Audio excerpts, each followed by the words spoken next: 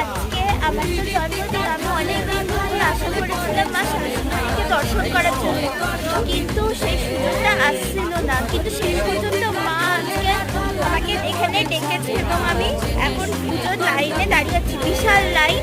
পুজোর সমস্ত কেনাকাটা কমপ্লিট হয়ে গেছে, এখন আমি পুজো দেবো। এখানে মাকে চাল কলা পদ্ম দিয়ে জবার মালা কিনে দিয়ে পুজো দেবো এবং মাকে আমার জন্মদিনের এই গ্লাসও আমি মাকে দেবো।